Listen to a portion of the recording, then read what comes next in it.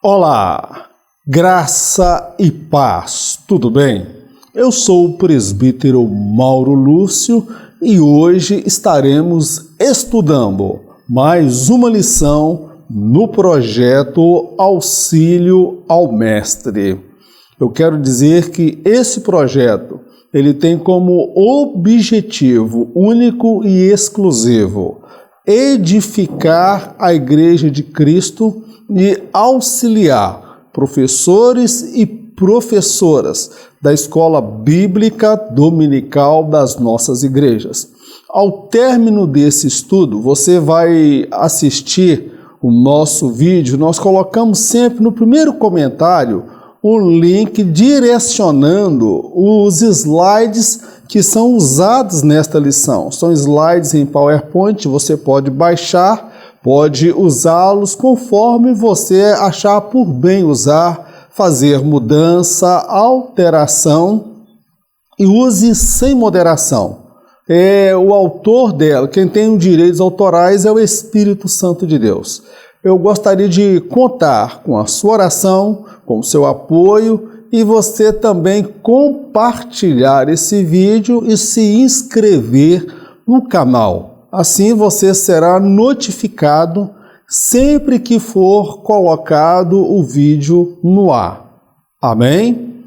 Vamos então à lição de hoje. Lição de número 9. Ética cristã e planejamento familiar. Meu querido, o que é isto? Nós vamos analisar a questão do planejamento familiar. Para muitos irmãos, isso no passado soava como pecado. Era proibido. É Deus que dá a quantidade de filhos que Ele determina. Nós não podemos fazer uso de preservativo, de anticoncepcional, de DIU, de outras formas. O homem não pode fazer, por exemplo, uma vasectomia. Não acreditava-se que não podia.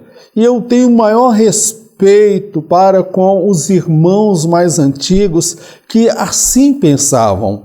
Mas vamos dizer que eles viviam dentro de uma outra realidade.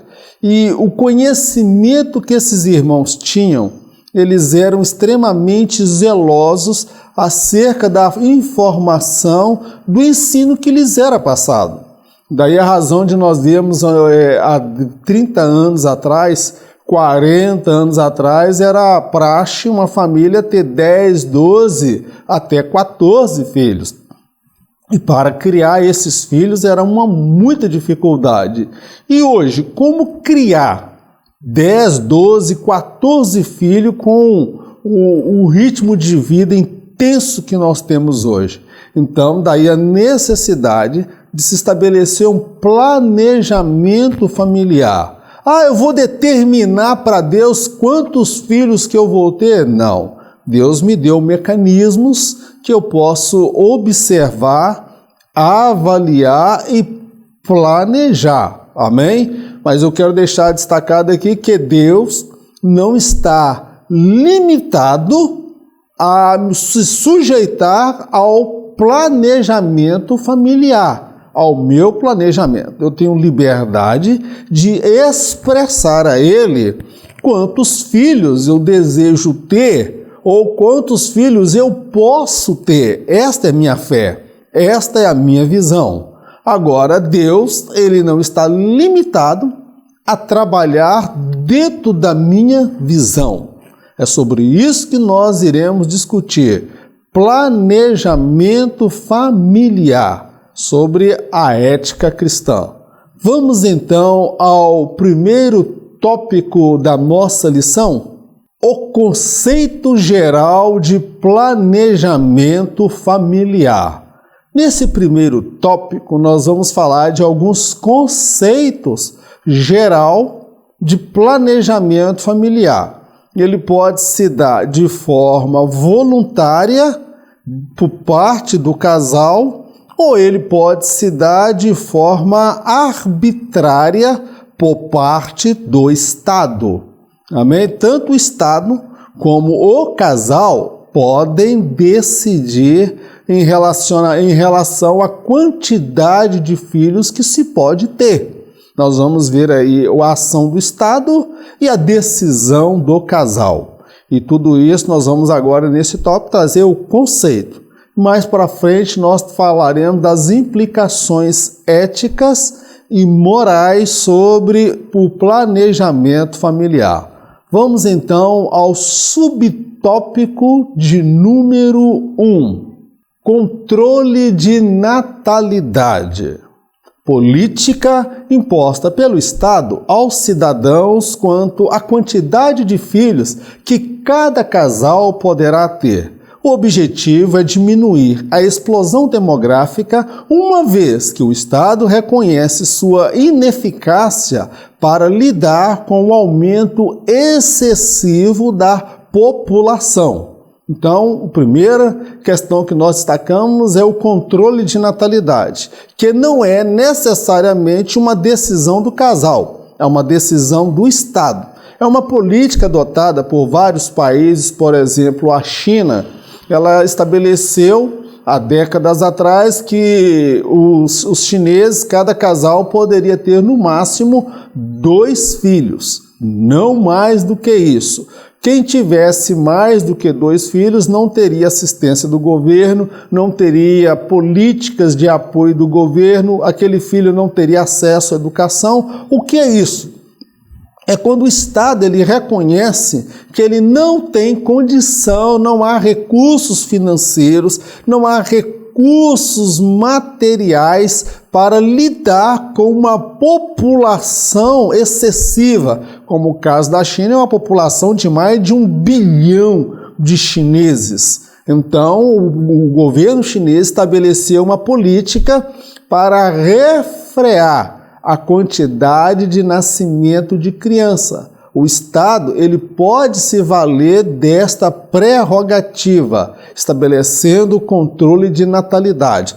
Todavia, isto ocorre muito em estados totalitários, onde há, em muitos casos, um ditador. Ele dita as normas e todos se sujeitam a ela. E há casos na Índia, na China, que quando o casal tinha 2 filhos, eles davam preferência ao do sexo masculino, em detrimento às meninas, que em muitos casos eram abandonadas e vendidas até, por exemplo, na Índia, como prostitutas, escravas sexuais. Então, esse controle de natalidade, ele traz consigo algumas implicações éticas e morais, mas nada mais é do que o Estado reconhecendo a ineficácia para lidar com o aumento excessivo da população, que não haverá saúde para todos, alimento para todos, segurança para todos, e vai ter um quadro onde vai se imperar a pobreza e a miséria. Vamos prosseguir adiante na nossa lição. Exemplos de controle de natalidade. Faraó se mostrou preocupado com a explosão demográfica relacionada aos filhos de Israel. O crescimento explosivo dos hebreus representava um perigo para os egípcios.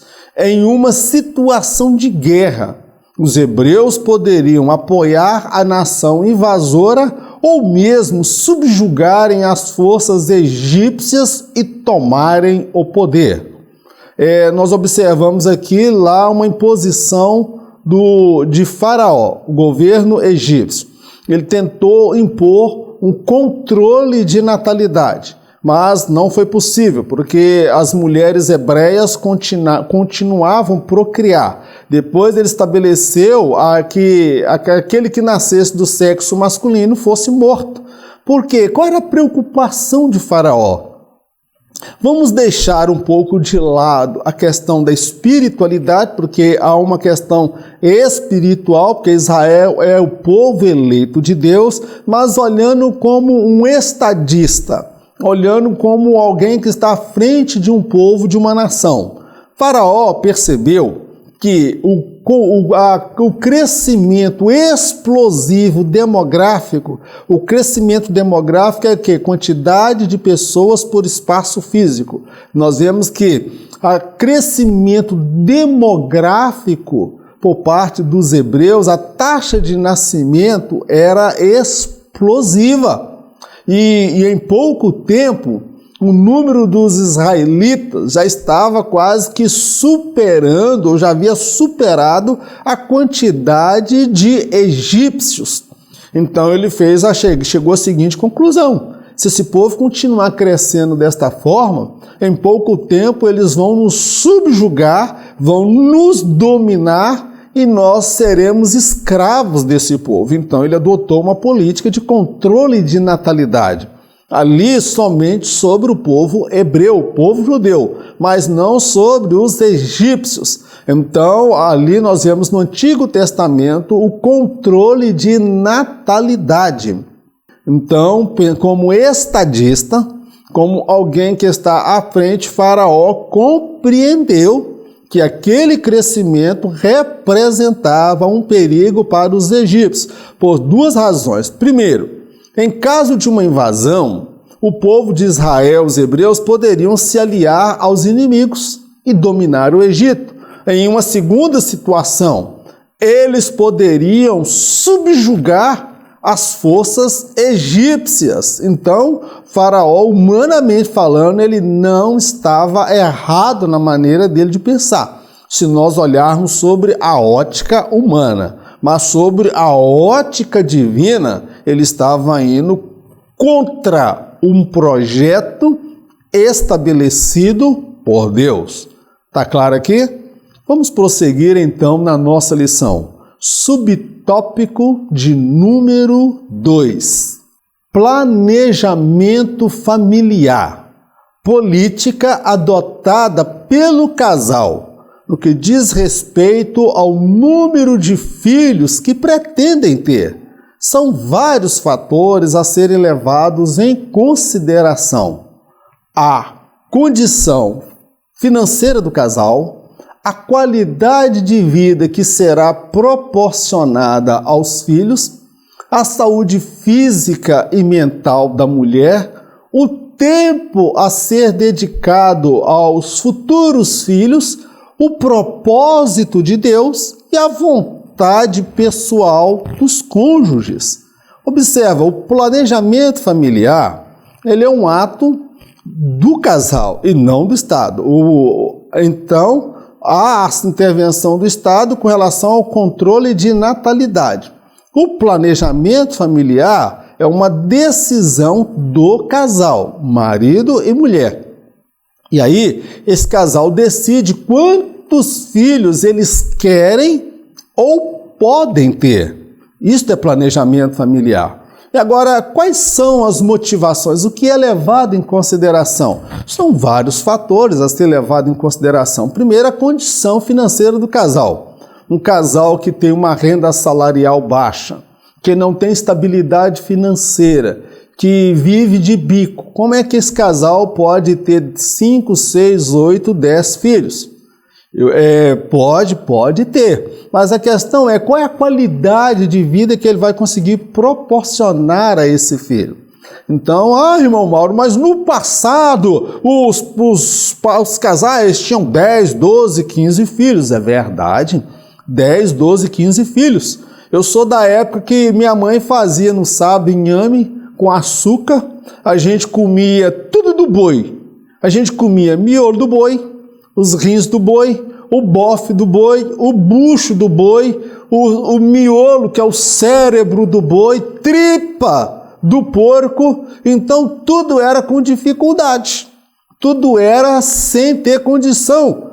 Sapato, um sapato que era o quixute, que calçava um, depois passava para o outro, e aí não tinha plano de saúde, faculdade, então, nem pensar.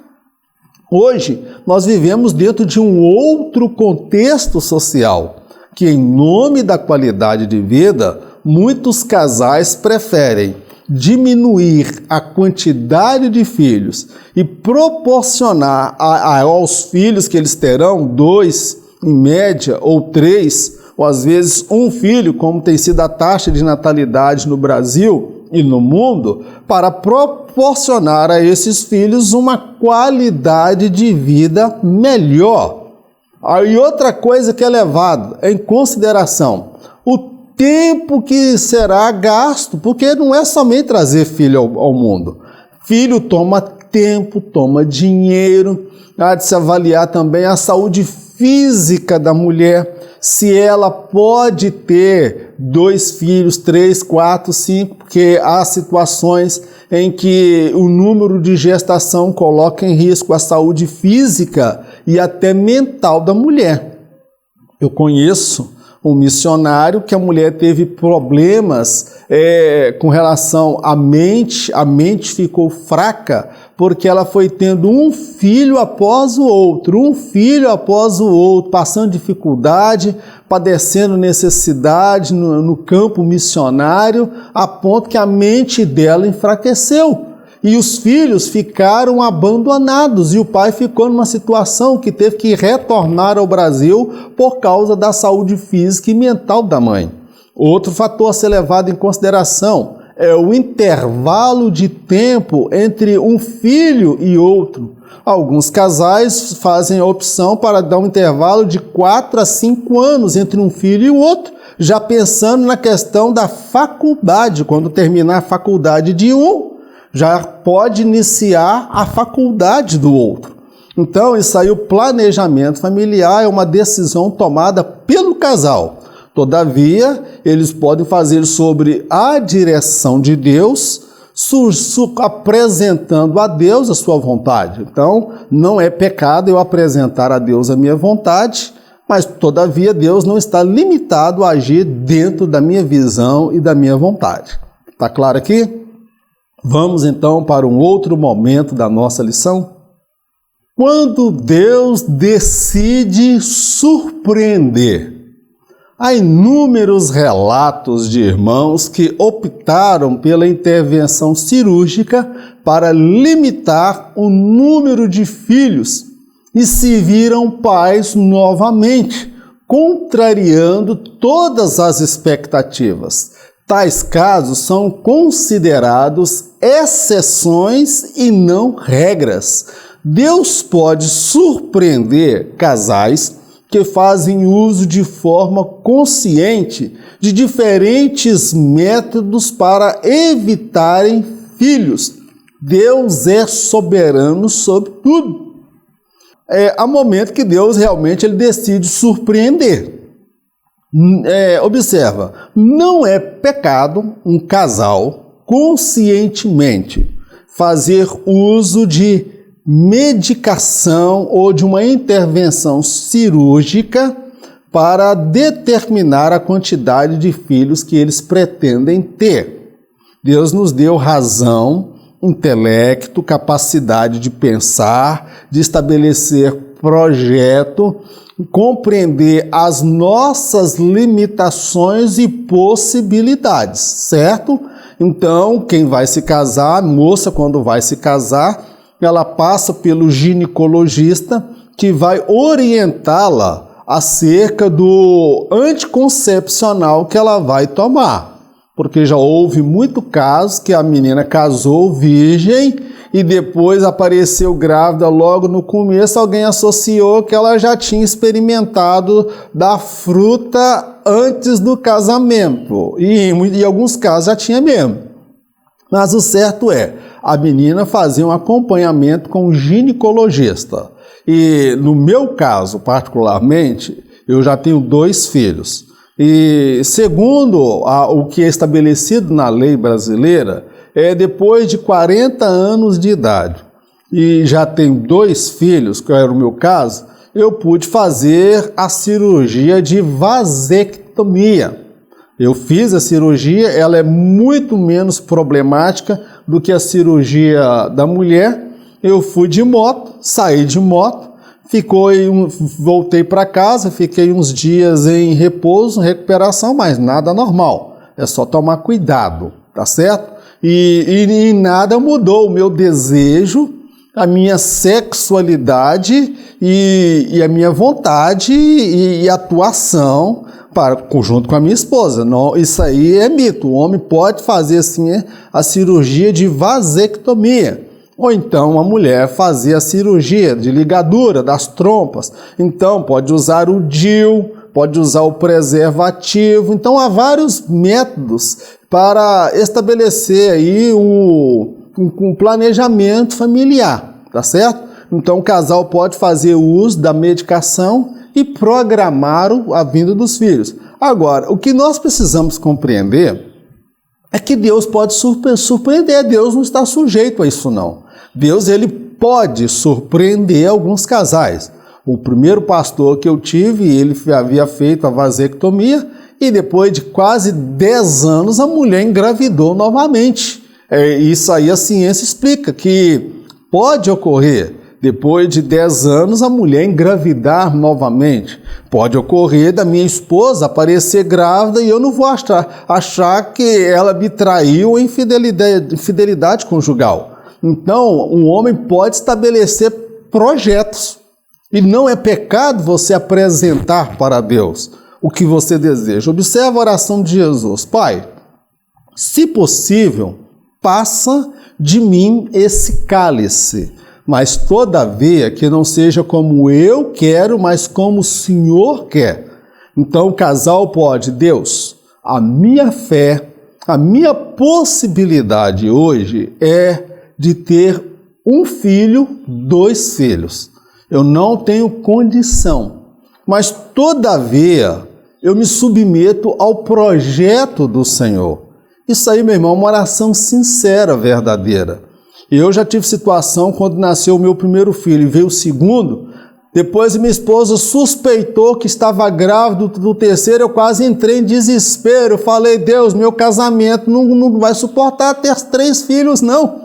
Porque um nasceu com hiperatividade, dislexia, ele veio fazendo acompanhamento médico, com psicólogo, o menino era hiperativo, nervoso, mal-humorado, estressado. Precisou de plano de saúde. O outro nasceu prematuro. Imagina, filho toma tempo, despesas. Então falei, meu casamento não vai suportar um terceiro filho. Falei com Deus. E era apenas uma suspeita, mas Deus poderia me dar um terceiro filho e me dar condições financeiras para criar. O que eu não posso é de forma irresponsável. Eu falei, não, vamos deixar a porteira aberta. Tudo que Deus mandar é bênção. Isso aí eu penso, amado, que é uma questão pessoal. Eu não vou determinar quantos filhos você vai ter. É uma questão entre você e Deus. Eu tenho liberdade para expressar para Deus o que eu sinto, o que eu penso. Amém? Eu faço pela fé. E a Bíblia fala que uns têm fé para comer carne, outros acham que comer carne é pecado. Então, meu querido, se você acha que é pecado para você, eu não vou obrigar você a aderir à visão que eu tenho.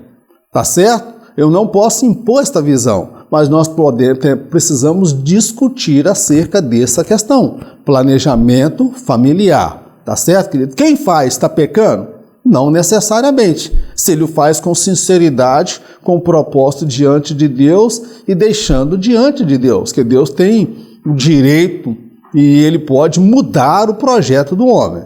Mas, todavia, o casal pode sim apresentar a Deus a visão deles, o projeto deles e a fé deles. Amém, meu querido? Vamos prosseguir então na nossa lição? O coração do homem pode fazer planos, mas a resposta certa dos lábios vem do Senhor. É o que nós dissemos. Todo planejamento familiar está fundamentado aí, eu posso dizer, dentro desta visão.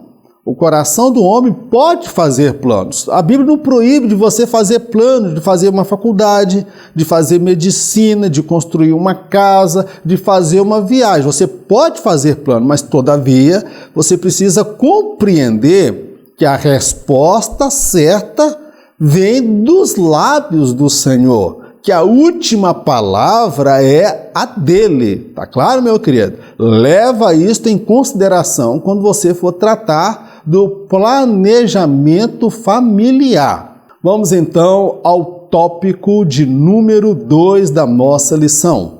O que as Escrituras dizem sobre o planejamento familiar? Nesse tópico 2, nós vamos avaliar como se dava o planejamento familiar na Bíblia.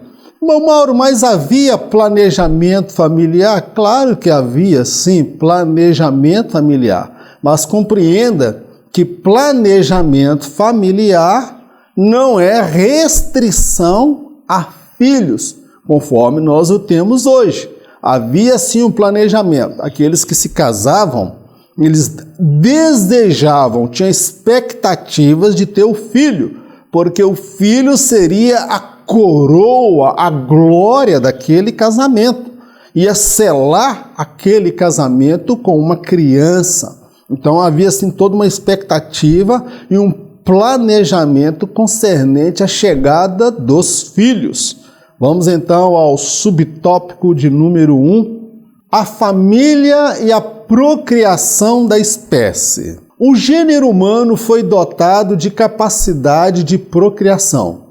Era no seio da família nuclear que os filhos deveriam ser criados, tendo nos pais o referencial de um casal equilibrado emocionalmente e espiritualmente. O projeto de Deus visava a procriação da espécie humana, a difusão do saber e do relacionamento com o próprio Criador. Observe que o projeto de Deus para a família e a procriação da espécie. O gênero humano, primeiro nós já falamos na lição anterior sobre ética cristã e sexualidade, que o projeto de Deus era que o gênero humano passasse pela procriação, diferente dos anjos. Anjos não procriam. Você não vai ver anjo que é avô de Miguel, ou Miguel que é bisavô de algum anjo, não. Eles não receberam de Deus a capacidade de procriação, eles foram criados. Diferente do gênero humano, que recebeu de Deus a capacidade de procriação. E como se daria? Isso se daria no seio da família nuclear. O que é a família nuclear? É a família constituída do pai, a mãe e os filhos oriundos desta união. E esta é a família nuclear. É a família que é o núcleo da sociedade.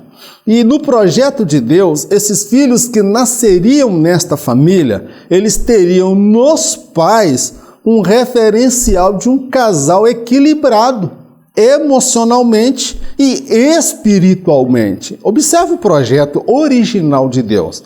Outra coisa dentro do projeto de Deus, Deus visava também a difusão do saber e do relacionamento com o próprio Criador. Os pais deveriam passar para os filhos o conhecimento de Deus aos filhos, como é assim até hoje entre o povo judeu. A educação religiosa, espiritual, não é atribuída ao Estado, é atribuído aos pais. Os pais é que ensinam os valores, princípios, moral e ética aos filhos. Este é o papel da família. Você entende agora quando se destrói uma família, a célula nuclear da sociedade, você vai ter toda uma sociedade que vai sentir o reflexo da destruição da família. Quando a família falha no papel de educar e formar cidadãos conscientes, pais e mães equilibrados emocionalmente e espiritualmente, nós vamos ter uma sociedade que vai caminhar para um caos. Tá certo, meu querido? Então nós vemos aí nesse primeiro subtópico a família e a procriação da espécie. Vamos prosseguir adiante na nossa lição. O planejamento familiar no Antigo Testamento. Dentro do contexto da época dos patriarcas, ter muitos filhos era um sinal de bênção e favor divino. A esterilidade era vista como uma vergonha para a mulher ou mesmo uma maldição. No mundo da época, ter muitos filhos era a certeza de mão de obra para o árduo trabalho agrário e a segurança contra ataques de inimigos de outras tribos ou povos. Como se dava o planejamento familiar no Antigo Testamento? No Antigo Testamento, a visão era: quanto mais filho, melhor. Porque o filho representava o favor divino, o favor de Deus. Olha para o caso da mãe de Samuel, Ana e a sua rival. Ana, ela era amada pelo marido, mas ela não podia dar filhos. Nós vamos ver que Sara, ela também não podia dar filhos. Rebeca, a esposa de Isaac, também não podia dar filhos. Então teve que haver ali uma intervenção divina para que nascesse filhos. Então, dentro do contexto do mundo daquela época, quanto mais filhos um casal podia ter, mais abençoado era esse casal, mais honrado era esse casal. A esterilidade, a mulher que não podia gerar filhos, ela era tida como amaldiçoada por Deus, como foi o caso de Mical, que ela chamou Davi de vadio, quando Davi veio trazendo a arca e ele pulava, dançava e celebrava. E a Bíblia fala que por causa daquela atitude, Deus amaldiçoou Mical e ela ficou estéril e nunca pôde gerar um filho. Mas dentro do mundo dos patriarcas, nós precisamos compreender que ter filhos naquela época era uma questão de certeza de mão de obra para o árduo trabalho agrário. Como que era o trabalho, por exemplo, de Jacó? Ele cuidava do campo, ele cuidava de ovelhas, e ele tinha que dar funções aos seus filhos. Para fazer tudo sozinho era mais difícil. Então, muitos filhos era mão de obra para trabalhar na propriedade da família e também em relação à questão da segurança contra ataques de inimigos de outras tribos ou povos. Quanto mais filhos um casal poderia ter, maior seria a segurança em relação ao futuro, quanto à produção de trabalho, a produção na empresa da família, que era a mão de obra agrária, e também em relação à questão da segurança. Olha o que fez os filhos de Jacó, que foi lá e matou os homens que violentaram, estupraram a irmã dele. Então, nós vemos que havia um poder muito grande de defesa, homens de guerra. E se fosse homens, então, aí que era bom mesmo, porque eles entendiam que o homem era uma força braçal poderosa, tanto no trabalho quanto na guerra. Tá claro aqui, meu querido? Vamos prosseguir, então, adiante na nossa lição? Bem-aventurado o homem que enche deles a sua aljava. Não serão confundidos, mas falarão com seus inimigos à porta. Salmo 127, versículo 5. Usa esse texto para fundamentar que ter filhos no Antigo Testamento, o planejamento familiar, era quanto mais melhor. Porque a Bíblia fala aqui no Salmo 127, que bem-aventurado o homem que enche deles a sua aljava. É uma arma de guerra, está falando numa linguagem de batalha, guerra, proteção, segurança. Porque quem tinha muitos filhos, os inimigos pensavam duas vezes antes em brigar com aquela família ou com aquela tribo, porque era uma família numerosa, era uma tribo poderosa. Tá claro, meu querido? Então, isso era dentro do contexto bíblico no Antigo Testamento. Quanto mais filhos, melhor. Maior é o favor de Deus, maior número de pessoas para trabalharem no campo e também concernente à segurança. Vamos prosseguir. Próximo tópico da nossa lição. Procriação como tática de domínio. A explosão demográfica é uma tática adotada por muçulmanos em vários países. A França hoje paga um alto preço por possuir uma das menores taxas de nascimentos na Europa. Em contrapartida, o índice de nascimento entre muçulmanos são altíssimos. Eles se articulam politicamente para elegerem seus próprios candidatos. A perspectiva é que em poucas décadas eles sejam a maioria em vários países.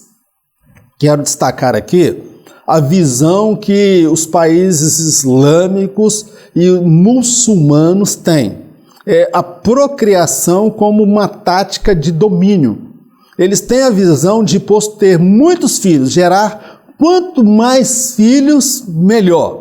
Se eles vierem para o Brasil, eles vão casar com mulheres brasileiras, em alguns casos até mesmo há relatos de abuso sexual contra mulheres nativas dos países onde eles chegam, porque eles a têm como concubinas que podem ser exploradas também sexualmente. É matéria que eu já li e pesquisei na internet, mas eles usam essa explosão demográfica, a quantidade de filhos, como uma forma de tática de domínio. Olha o que está acontecendo na França. A França, ela tem um dos menores índices de taxa de nascimento de criança na Europa. E em contrapartida, os muçulmanos que lá estão, eles crescem desenfreadamente. Lembra do que eu falei sobre Faraó? Que ele ficou preocupado quando viu aquela explosão demográfica dos hebreus e ele viu que eles poderiam ser dominados. Os muçulmanos, eles usam essa tática de procriação. Quanto mais filhos, melhor, que um homem pode ter várias mulheres e vão tendo filhos e mais filhos.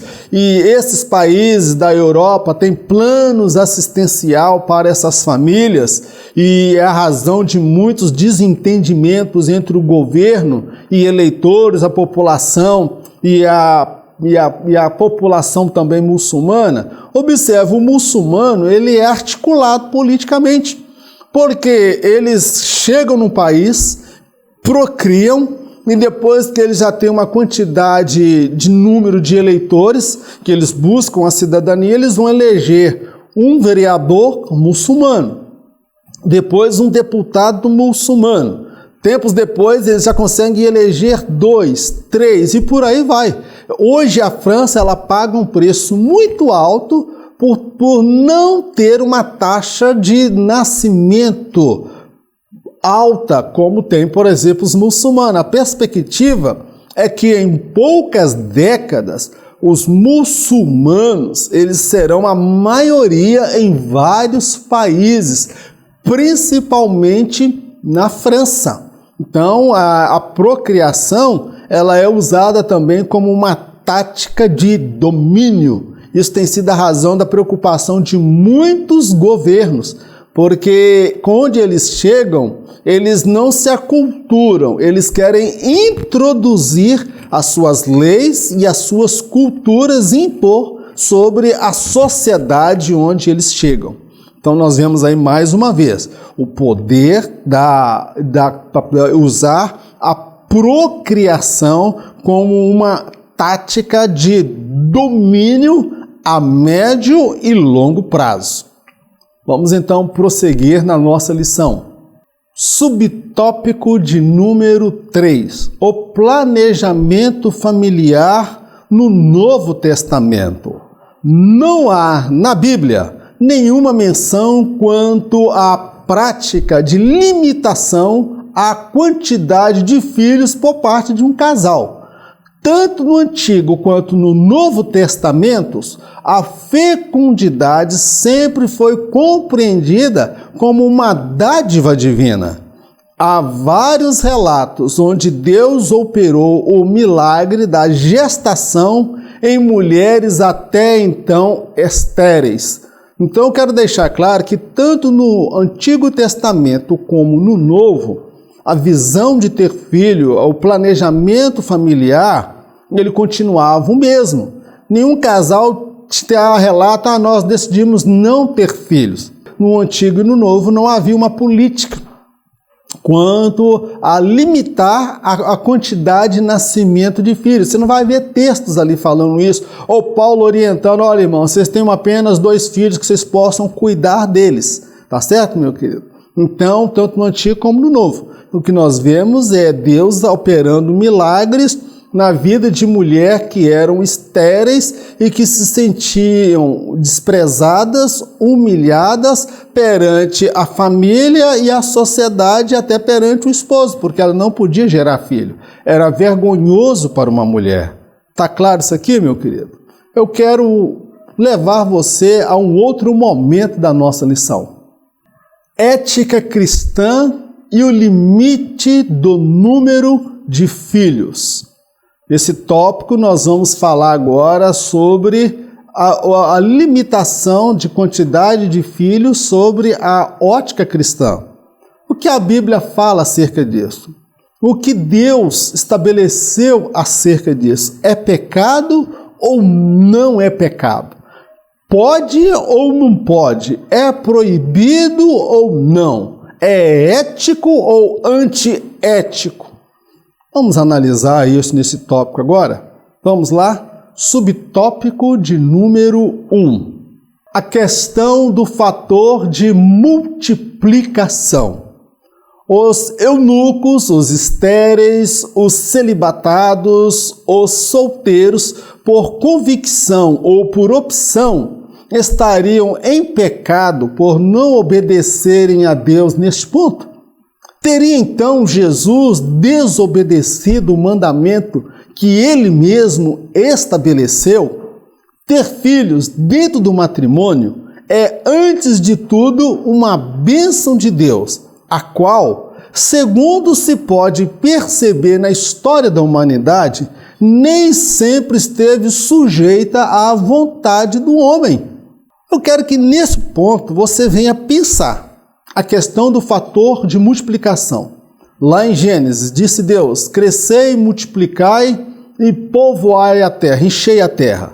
Depois, a mesmo Deus disse para Noé e sua família, crescei e multiplicai e povoai a terra. Aí eu quero te levar à seguinte reflexão. Os eunucos, que eram aqueles que cuidavam de questões do rei, alguns eram cortados. Alguns, desde criança, eram cortados, a sua genitália, ele era castrado. Outros eram estéreis, mulheres que não podiam ter filhos e homens também que não podiam ter filhos.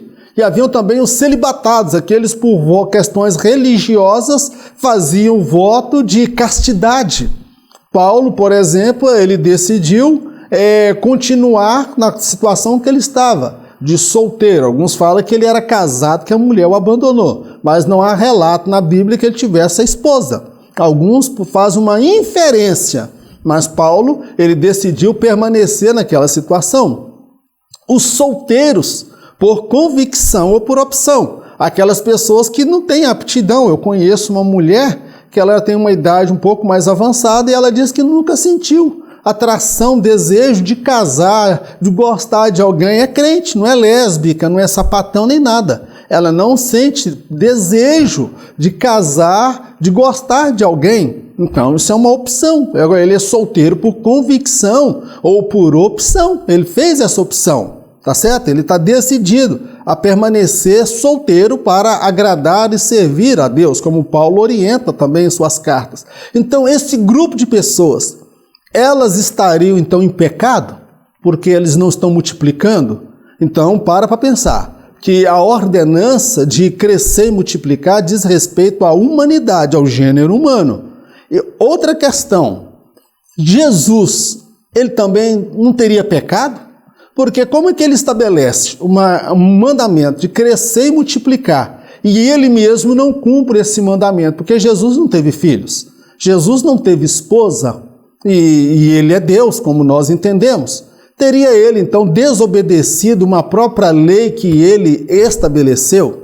É isto que eu quero que você pense. Então, eu chego à seguinte conclusão, que ter filhos dentro do matrimônio é, antes de tudo, meu querido, uma dádiva de Deus aos homens. É uma bênção de Deus. E nós percebemos que ao longo da história humana, que esta bênção de ser pai e ser mãe não está sujeita à vontade humana. Por quê? Porque não é todo casal que pode ter filho. A mulher que é estéril, por mais que ela queira ser mãe, ela não vai ser mãe. Há homens que são estéreis, que por mais que eles queiram ser pais, eles não poderão ser pais. E aí, como fica essa situação? Eles estão em pecado, estão desobedecendo a Deus? Então nós temos que compreender essa questão de gerar filhos e ter filhos, ela é uma bênção de Deus. Agora, nós analisando a Bíblia, na Bíblia há mais de, alguns estudiosos falam que há mais de 5.000 bênçãos. Eu pergunto para você, eu vou ter as 5.000 promessas sobre a minha vida? Não, é claro que não. Deus ele pode cumprir todas as promessas na minha vida, mas existe uma questão de projeto, soberania. Por exemplo, o profeta Jeremias, Deus proibiu que ele se casasse. Ele não pôde gerar filhos. Ele foi, podemos dizer, de uma forma contra a vontade dele, ele ficou quase que celibatado. Ele não pôde se casar. Claro, meu querido. Paulo ele fez a opção de continuar como ele estava. Então, nós temos vários grupos de pessoas, eunucos, estéreis, celibatados, solteiros por convicção ou por opção, essas pessoas que decidiram não ter filhos. E aqueles que querem ter filhos, mas são estéreis. Mas aí existe também a opção de adotar um filho. Tá claro, meu querido? Vamos então prosseguir adiante.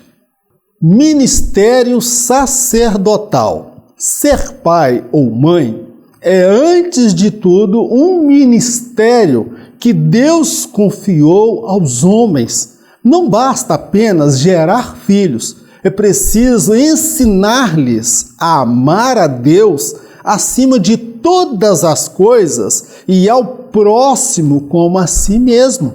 O pai deve ser um sacerdote dentro do lar e a mãe, a mulher sábia que edifica sua casa. Tanto o pai quanto a mãe receberam a tarefa de educar através do exemplo de uma vida inspiradora aos filhos.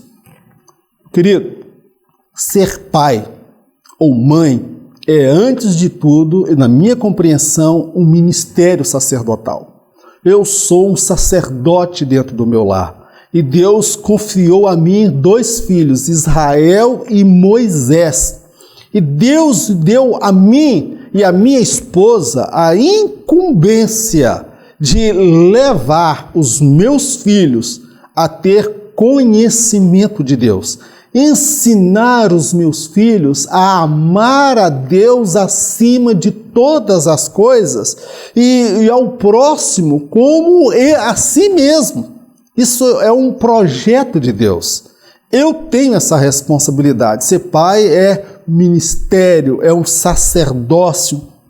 O pai, ele é o referencial de Deus dentro de casa.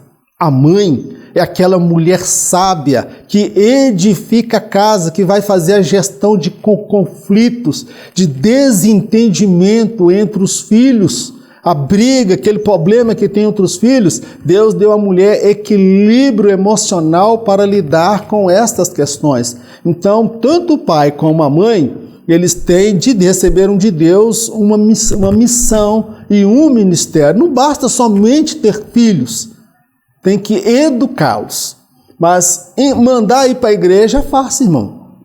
Agora, dentro do projeto de Deus, é que os pais, eles venham ensinar os filhos através de um exemplo de vida de inspiração. O filho e a filha vai olhar para o pai e a mãe e vai ter neles um referencial de servo, de marido, de mãe, de esposa. Eles vão olhar nos pais e vão ter um referencial de uma família equilibrada emocionalmente e espiritualmente. E eles desejarão constituir uma família segundo os moldes que eles também foram criados. Está entendendo como ser pai? E ser mãe é uma responsabilidade muito grande. E por mais que muitos queiram, por força das circunstâncias, eles não poderão ter filhos. Vamos prosseguir adiante na nossa lição. Subtópico de número 2. A questão ética no planejamento familiar. A motivação para se realizar um planejamento familiar pode ser uma decisão acertada do casal. Há que se levar em consideração que, em função da estética corporal ou culto ao corpo, a mulher pode optar por não ter filhos. O homem, por sua vez, em função das futuras despesas, responsabilidades e aborrecimentos, pode decidir não ter filhos. Neste cenário, percebe-se que a decisão em não ter filhos é movida pelo egoísmo, hedonismo e idolatria ao próprio corpo. Eu quero entrar nessa questão ética. Alguém pode decidir não ter filhos, aí já não é uma questão de planejamento. O planejamento, ele diz a questão do momento, quantos filhos teremos, qual o intervalo entre um filho e o outro, analisa a questão financeira, a possibilidade do casal. Isso aí pode ser uma decisão acertada do casal, uma decisão sábia, prudente. A mulher busca hoje a qualificação profissional para não ficar tão dependente do marido e ela está pagando um preço muito alto. Nunca houve tanto caso de mulher ter problemas cardíacos, estresse, depressão, porque a mulher está sofrendo uma sobrecarga emocional de trabalho e de tarefas muito grande em relação ao homem. Mas vamos lá, o casal ele pode chegar a essa conclusão. Agora, uma outra questão ética que nós precisamos discutir, que a mulher ela pode decidir não ter filho em função da questão da estética corporal, porque aquele corpinho ele pode mudar. Ela pode perder as curvas e ela vive em função da aparência, da beleza, da estética. Então, em nome da beleza, da estética, ela decide não ter filhos porque vai estragar o corpinho dela. Isso aí, meu querido, isso é vaidade ao extremo. E outro lado, vamos pegar para o lado dos marmanjos agora, dos homens. Há homem que, por sua vez, decide não ser pai em virtude das despesas futuras, porque filho dá despesa, irmão.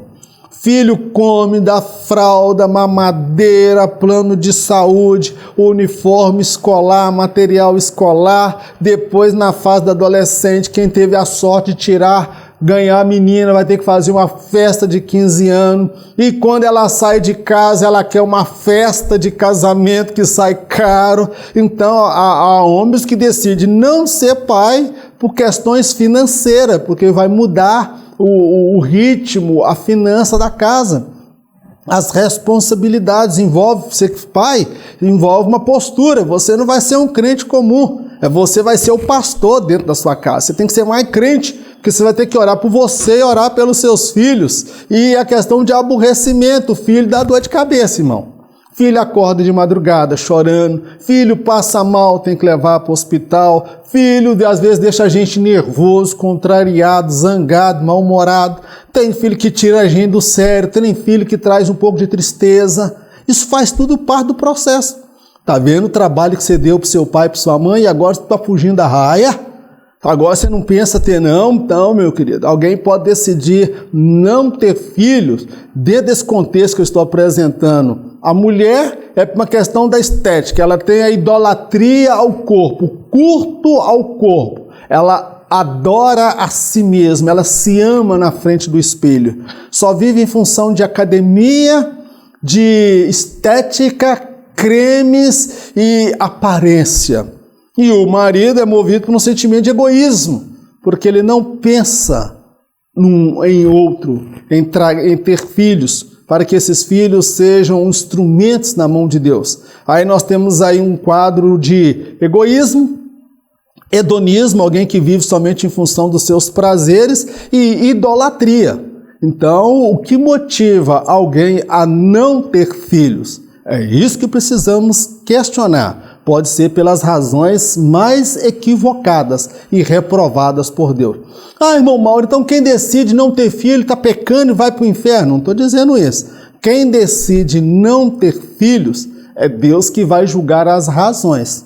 Talvez ele não vai desfrutar das maiores bênçãos que Deus possa derramar sobre a vida dele. Eu sou pai de 2 meninos e nunca fui tão abençoado quando Deus me deu esses filhos.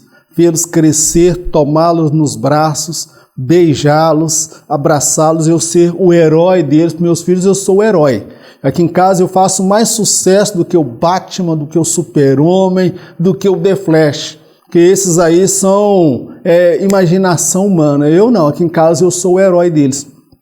Eu sou o sacerdote, eu oro por mim, oro pela minha esposa. Ser pai envolve responsabilidade, compromisso. Então, meu querido, a questão é proibido planejar a quantidade de filhos? Não, meu irmão, não é não. Deus te deu esse livre-arbítrio. Ah, irmão Mauro, eu não concordo com você. Tudo bem, meu irmão, seja livre. Tenha 5, 8, 10, 12 filhos e depois você vai orar a Deus. Deus, eu não estou conseguindo pagar as contas, as despesas da casa. Para uns comer carne é pecado, para outros não. O que eu não posso é querer interferir na visão do irmão, mas aquele que decide planejar e estabelecer a quantidade de filhos, 1 ou 2 ou 3 filhos, ele também não está pecando, ele está fazendo pela fé.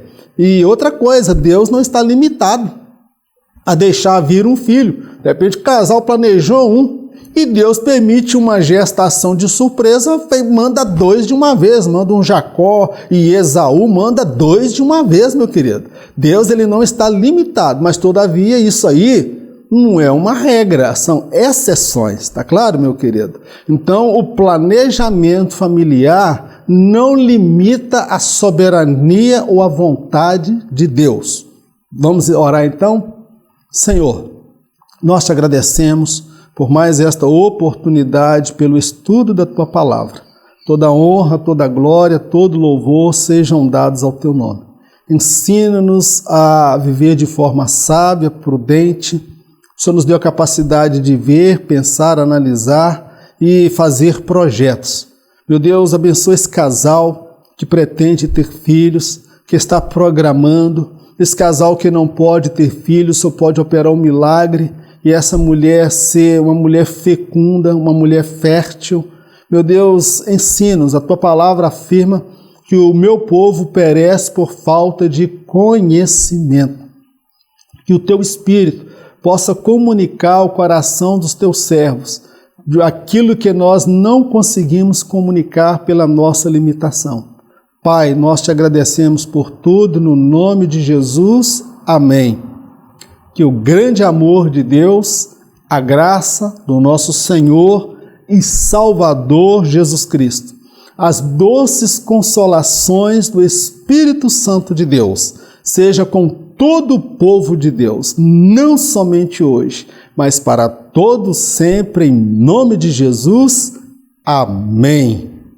Que Deus te abençoe. E permitindo o Senhor, semana que vem, estaremos de volta.